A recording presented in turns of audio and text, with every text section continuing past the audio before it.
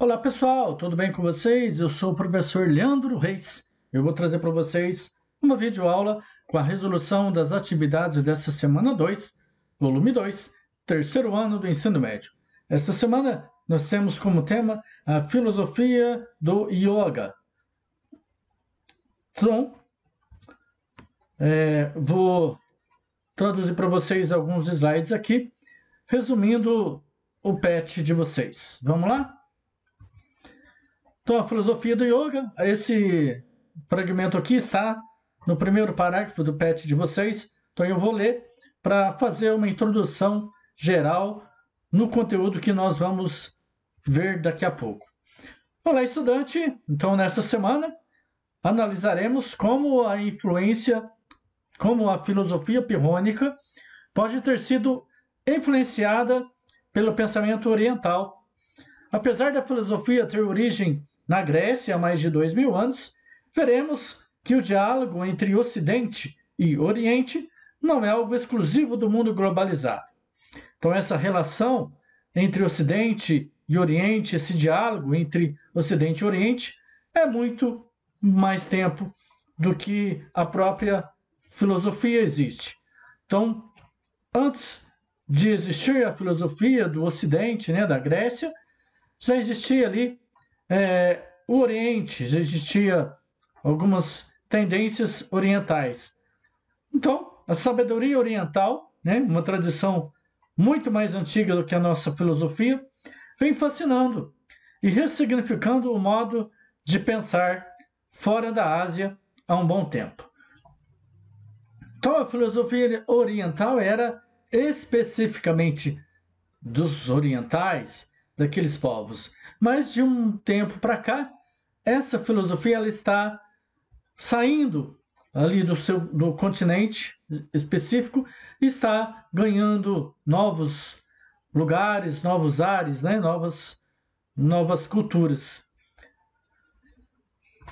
Então, o Pirro, ele viveu na Índia por volta de 10 anos, entre 334 a 324, e nesse período o Pirro teve contato com o modo de vida asceta, que é essa filosofia mais intrínseca, mais introspectiva, Então, há vários pontos em comum entre a cultura e algumas correntes desse pensamento indiano. Então, durante a estadia de Pirro na Índia, havia também por lá uma cultura tradicional chamada yoga, que significa união. Aí, ceticismo e yoga. O ceticismo, que nós vimos na semana passada, e yoga, que é o tema dessa semana. O ceticismo tem pontos em comum com o yoga do Oriente. Traçando um paralelo entre eles, nós podemos observar que a busca por respostas aos questionamentos da vida passam por uma dimensão prática. Esse é o primeiro ponto em comum. O segundo ponto em comum, as reflexões são voltadas para a vida interior, mas há uma preocupação educacional em ambas as filosofias, o que pode ser percebido pela adoção de um modo de vida concreto e austero. Então, esse é o segundo ponto em comum entre ceticismo e yoga. E o terceiro ponto, o ceticismo e a yoga acreditam que o ser humano se realiza por meio de uma postura negativa com a realidade, quando, por exemplo, não praticando ações violentas, não se entregando a sensações perniciosas, negando a ganância e não proferindo discursos violentos. Então, o ser humano se realiza dentro dessa postura negativa, dentro de uma postura negativa. E então, esse é o terceiro ponto em comum entre ceticismo e yoga. Para além dos exercícios, a yoga não se restringe apenas aos exercícios físicos, mas engloba muito mais do que isso. Então, nos últimos anos, o yoga vem se popularizando no Ocidente e há vários estilos, bem como vários objetivos associados à sua prática. Um ponto comum a todas essas práticas é a ênfase no exercício de postura e equilíbrio. Então, essas fotos aqui do lado são posturas praticadas pelo yoga. Então, essas práticas são apenas uma das 8 partes do yoga. Então, para aprender um pouco mais sobre o yoga, devemos mencionar os Yoga Sutras de Patanjali, que é um texto clássico que sintetiza a filosofia do yoga desde os primórdios da sabedoria indiana. E aí, as oito partes do yoga que foi mencionado no slide anterior, são algumas, 5 são disciplinas externas e 3 são disciplinas internas. A primeira delas, a yama, que é as proscrições morais. A segunda delas, niyama, pureza e estudos.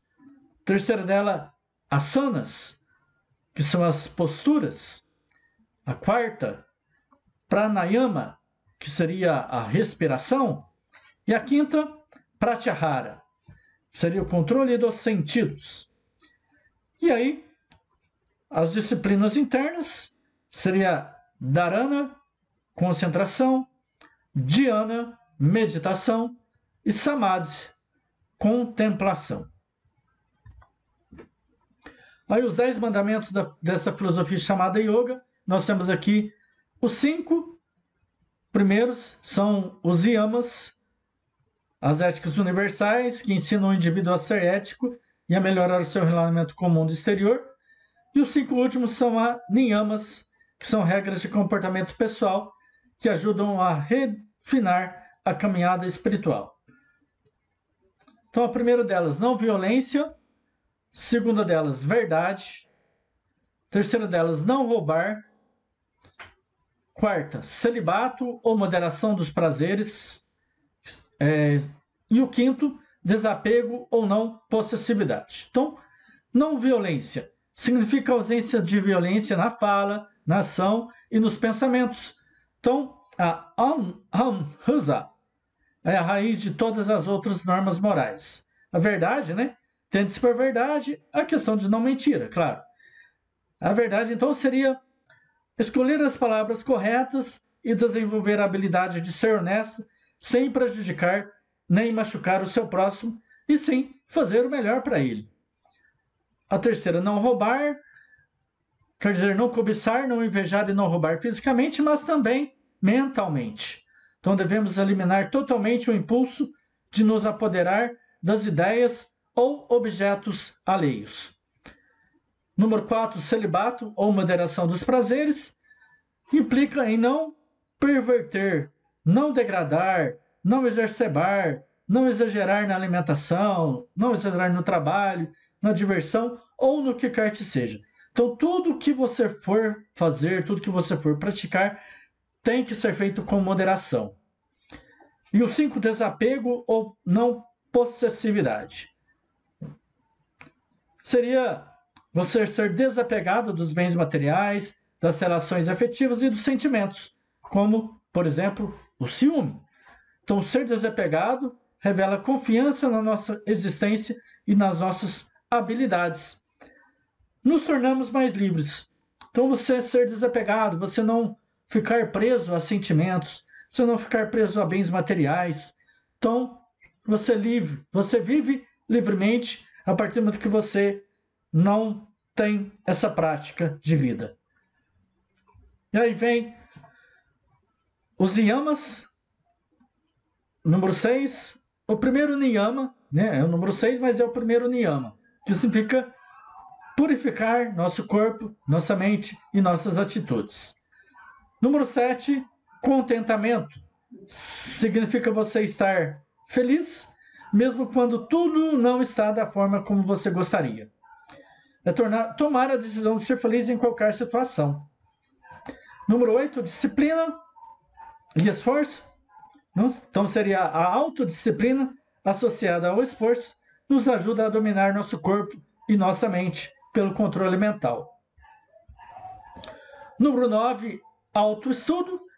A autoobservação deve ser uma prática constante, pois o progresso na conexão com o próprio ser está baseado em conhecer a si mesmo. E número 10, entrega. Quando temos fé que existe algo maior que nós, quando nós acreditamos, né, que existe um plano divino que está cuidando de tudo, nós nos entregamos ao poder do universo.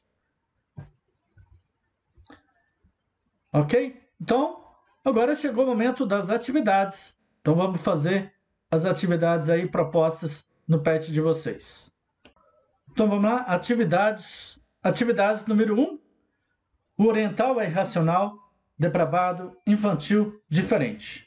O europeu é racional, virtuoso, maduro, normal. Então, um trecho do Edward Said, Orientalismo, né, apresentando essa crítica que é passada sobre a questão de como o Ocidente enxerga o Oriente. Né, essa rivalidade. O orientalismo é visto de uma certa forma com um certo preconceito, né, em relação ao Ocidente. Então, o orientalismo é um conceito utilizado para descrever, a partir de uma perspectiva eurocêntrica, a cultura oriental. Essa atitude produz uma interpretação distorcida da realidade, concebendo o Oriente como polo de misticismo, obscurantismo e barbarismo. Como consequência, esse tipo de interpretação errônea pode gerar e alimentar a ideia de que o Oriente é inferior ao Ocidente, devendo, por isso, ser corrigido, mesmo que à base da força. A partir dessa perspectiva, podemos afirmar exceto. Então, temos aí as alternativas, né? O Oriente aí visto por certo preconceito, né? Sobre barbarismo, sobre o estranhamento, né? E atualmente, quando olhamos para o Oriente Médio, por exemplo, nós pensamos de uma forma similar, né? O povo bárbaro precisa ser ocidentalizado, precisa passar a viver com outros olhos, né? Com nossos valores, com nossa forma de viver do Ocidente. Então, vamos para as alternativas?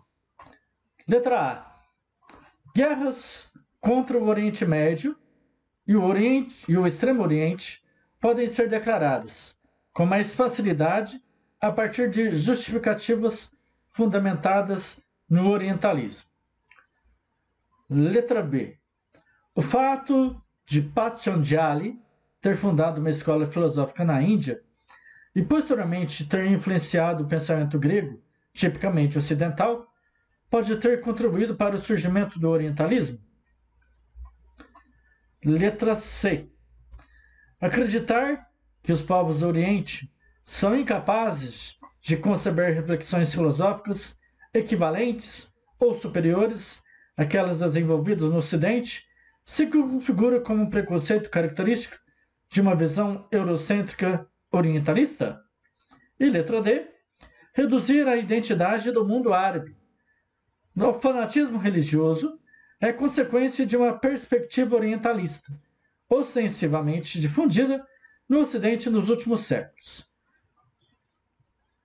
Então, a alternativa que não corresponde com o texto aqui de cima é a letra B, né? Então, que faz uma visão bem crítica do orientalismo, não tem nada a ver com Patanjali, né, mestre do yoga e outras ideias relacionadas. Então, a letra B estaria correta. Quer dizer, estaria a errada, né? O que aqui fala é certo, então seria a letra B. Letra B é a alternativa correta, ok?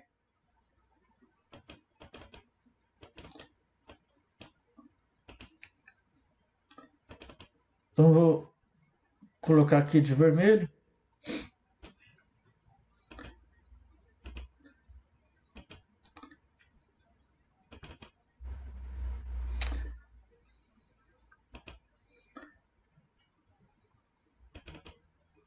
Letra B. Correto.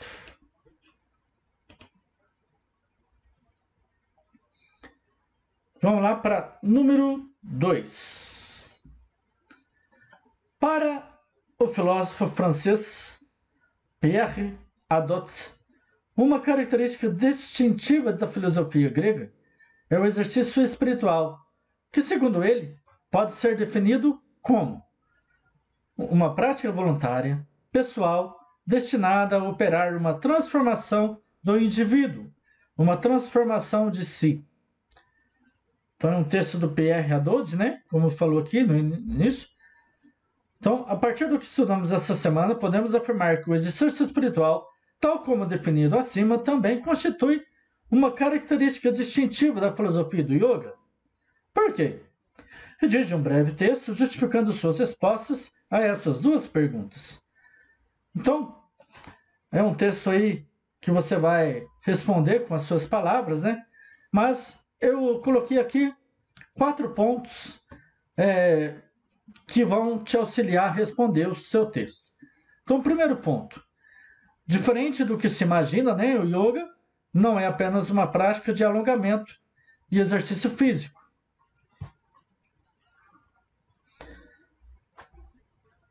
Então, como disse aqui, né, o yoga é uma prática voluntária, uma prática pessoal, destinada a operar uma transformação do indivíduo, uma transformação de si. Então, o yoga é mais do que o exercício físico, mais do que alongamento. Então, o yoga que teve originalidade na Índia tem contextos aí relacionados a outros conceitos. Como nós vimos ali nos 8 pilares do yoga, né? Envolve muitas questões relacionadas à ética, o autoconhecimento, autocontrole, ligação com o divino. E então tudo isso envolve questões relacionadas, e não somente alongamento, exercício físico, mas muito mais amplo, né, do que isso. Segundo ponto, o yoga originário da Índia, com ligações com o hinduísmo, a prática do yoga envolve 8 partes relacionadas a visões e epistemologia. Então, né? Dentro do yoga fala sobre a questão de uma vida de não agressão, de honestidade, de moderação das atitudes, de contentamento, uma vida de sacrifício, uma vida de entrega. Então, se isso não promover uma transformação em si mesmo, se isso não se encaixa aí como um exercício espiritual, acho que não teria outra coisa que se encaixasse aí, né? Então é um conjunto de coisas, um conjunto de exercícios que tem tudo a ver com a transformação do indivíduo. Então, autoconhecimento, autocontrole, ligação com o divino. Então, valoriza-se uma vida de não agressão, autenticidade, honestidade, contentamento, sacrifício e entrega. Então, o texto pode estar elencado a partir desses 4 pontos, ok? Então, um grande abraço e até o nosso próximo encontro. Tchau, tchau!